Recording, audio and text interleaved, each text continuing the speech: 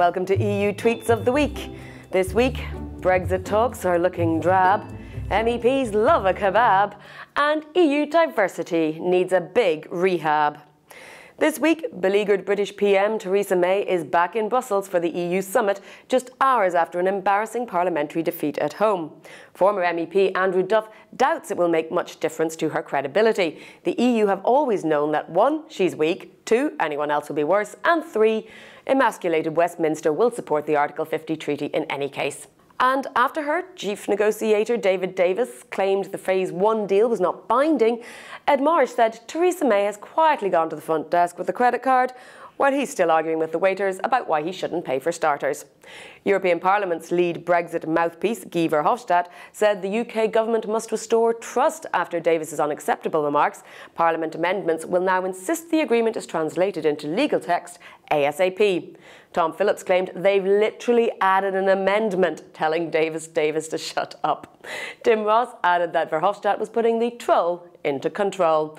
Finally, as the whole three-ring circus rumbles on, European Council President Donald Tusk warns EU unity will be tested like never before in the second phase of Brexit talks. But moving on to more important matters. Kebabs. This week, the European Parliament considered whether to ban phosphate additives in kebabs. And predictably, Twitter and the tabloids went into meltdown. Hands off the kebab, said MEP Renate Sommer, adding that the EPP Group is doing everything in its power to avoid a European kebab ban. Shoaib Amari joked the EU deserves to be broken apart just for this. Well, we think he's joking. So does the EU really want to ban kebabs? Not at all, said Bayok. It just wants them to be phosphate-free. Some journalists got entirely carried away with the story's pun potential.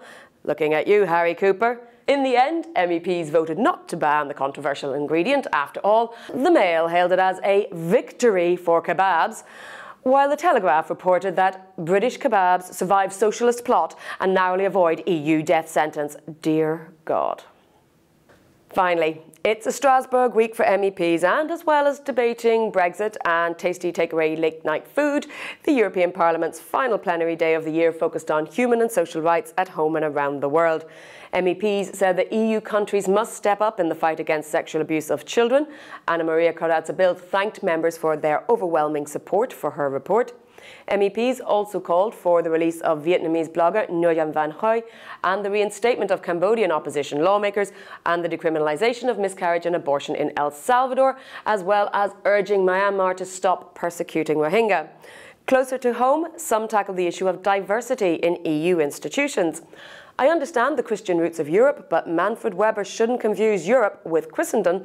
It's clear from the lack of diversity that there's a long way to go, said Saeed Kamal. And the S&D Group said there should be no more hanging around. It's time to deliver on a pillar of social rights.